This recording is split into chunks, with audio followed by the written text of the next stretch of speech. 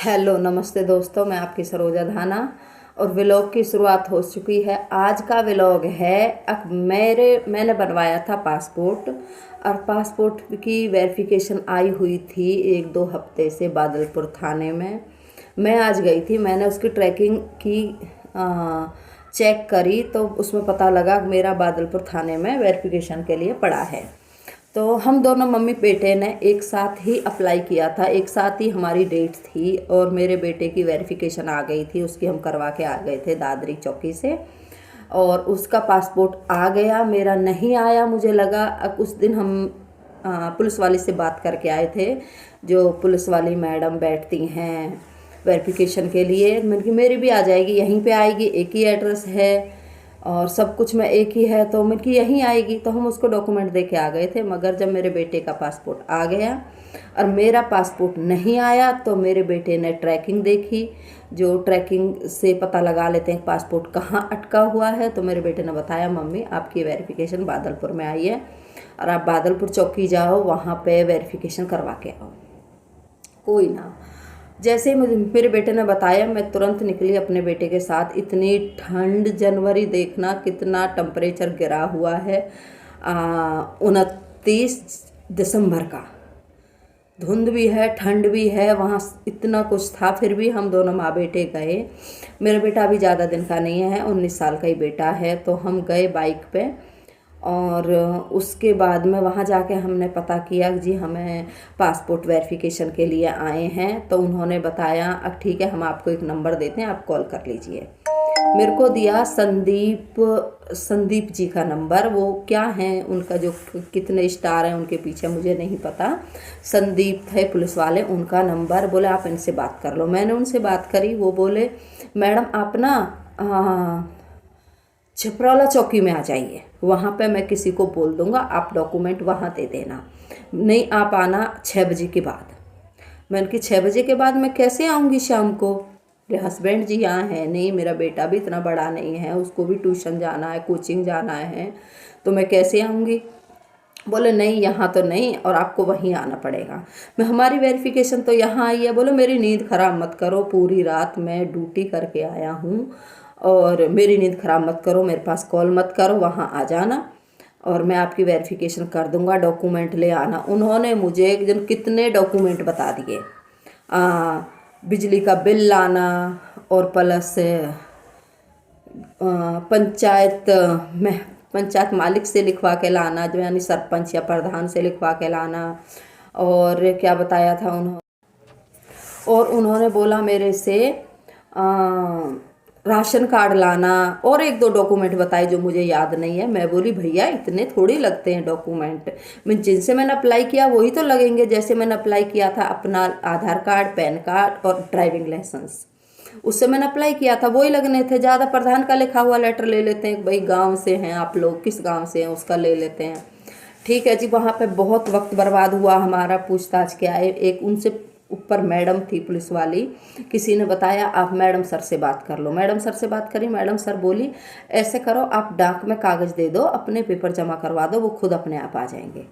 फिर मैंने उनसे बात करी, भैया ऐसा बोले, ऐसे करो आप अपने घर जाओ, और पहले तो बोल रहे थे आप खुद नहीं आ सकती हो तो किसी और को डॉक्यूमेंट लेकर भेज देना छपराला चौकी में, मैं 6 बजे के बाद ड्यूटी आऊँगा, अभी मैं सोया हुआ हूँ, परेशान मत करो, और वहाँ पे मैं आपके डॉक्यूमेंट देख लूँगा।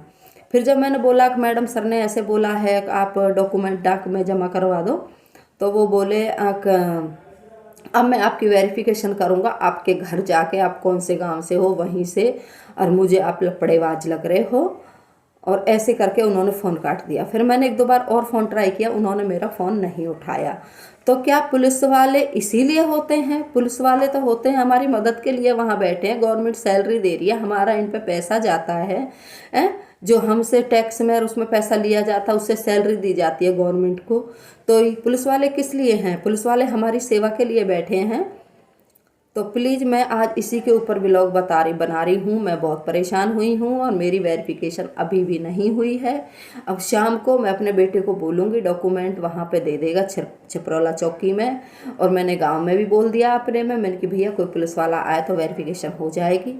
मगर जो वो पुलिस वाले थे वो उन्होंने अच्छे से बात भी नहीं करी। हाँ ठीक है, पुलिस वालों को गाली देना सिखाया जाता है, तो ऐसे थोड़ी आप ऐसे किसी से बेरुखी से बात करोगे। आपने अगर नाइट ड्यूटी करी है, नाइट में कौन आता है वेरिफिकेशन करवाने, भाई दिन में ही तो आएंगे। ऐसा तो कहीं रूल लिखा नहीं है कि नाइट में आना है वेरिफिकेशन करवाने के लिए, दिन में ही तो जाते हैं लोग जब आती है। और किसी लेडीज का पासपोर्ट है तो लेडीज वेरिफिकेशन करे, जेंट्स करे, इसमें कोई कोई बात नहीं है, मगर मिले तो सही अपनी जगह पर। आप नहीं हो तो आपकी जगह कोई और होना चाहिए। तो आज मैं बहुत परेशान हुई हूँ जी। हालांकि मेरे इस बच्चे के, मेरी दीदी लड़की का, मेरे बेटों का, तीनों के पासपोर्ट बन चुके हैं, मेरे पासपोर्ट में दिक्कत आ रही है, तो मुझे ये बात अच्छी नहीं लगी। मुझे ऐसे लगा मैं आपके साथ ये शेयर करना चाहूँगी, और इसीलिए मैं आपके साथ ये पासपोर्ट की जानकारी शेयर कर रही हूँ। और 11 जनवरी को मैंने अपने बेटे की पासपोर्ट वेरिफिकेशन करवाई थी दादरी में, बहुत अच्छे से। वो जो निशा मैडम थी, जो मैडम सर थी, वो निशा थी, बागपत साइड की लड़की थी और अच्छी थी। उन्होंने पासपोर्ट वेरिफिकेशन की हमारी, बहुत आराम से डॉक्यूमेंट ले लिए। एंड में मेरे से बोलते हैं कि इसकी फ़ीस दे दो। मैंने कहा इसकी फ़ीस क्या होती है, पासपोर्ट वेरिफिकेशन की तो कोई फ़ीस नहीं होती है। बोली कुछ तो दे दो, कुछ तो दे दो प्लीज़, कुछ तो दे दो। फिर मैंने कि कोई नहीं है, चल यार 200 रुपये दे के आ गई। तो वो भी मुझे ऐसे लगे कि नहीं देने चाहिए थे, पर मैंने दे दिए हैं। मैंने ये लोग रोक देंगे वेरिफिकेशन, इसलिए। तो आज के ब्लॉग में इतना ही। अगर अच्छा लगे तो लाइक सपोर्ट करना, शेयर करना, और नहीं लगे तो भाई हम अपनी जगह हैं। करते राम राम। ब्लॉग का करेंगे एंड, आपसे लेंगे विदा। और सब अपने घरों में, ठंडी हो चुकी है बहुत ज़्यादा, घरों के अंदर रहे, बिना काम के ना निकले। आज मैं गई थी, जैसे मैंने आपको बताया, पासपोर्ट वेरिफिकेशन के लिए। मेरी नाक पूरी रेड हो रही है, मुझे जुकाम हो गया है, मेरे सर में भी बहुत ज़्यादा दर्द है, क्योंकि हमें निकलने की घर से आदत है नहीं, और हवा लगी है, पूरा ये फोरहेड दर्द कर रहा है।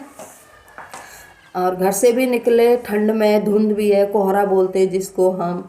और मुझे लगा टेम्परेचर तो काफ़ी गिरा हुआ है। मैं न्यूज़ तो कम देखती हूँ, फ़ोन ही ज़्यादा चलाते हैं हम लोग, टीवी कम देखते हैं, और फ़ोन में न्यूज़ देखने का मुझे शौक़ है नहीं। तो बस यही दूँगी, ज़रूरी काम हो तो घर से निकलें, बिल्कुल घर से ना निकलें। और स्कूलों को, अगर इतनी ठंड है तो एडवाइस दूंगी, स्कूलों की छुट्टी होनी चाहिए। छोटे बच्चों की तो डेफिनेटली होनी चाहिए, 5th क्लास से नीचे। अपने घरों में रहें, सुरक्षित रहें। कोविड भी आ चुका है, कोविड से बचें, मास्क पहने और अपने घर के अंदर रहें। तो आपसे लेंगे जी विदा। आज के ब्लॉग में इतना ही। Okay, bye bye.